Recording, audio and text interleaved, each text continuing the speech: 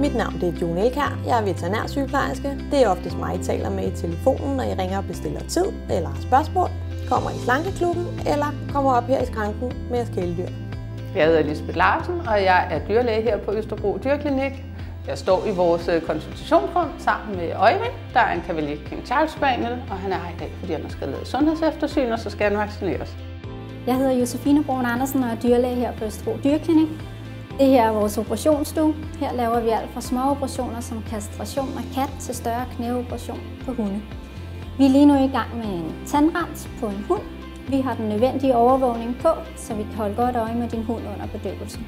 Hunden ligger derudover på varme.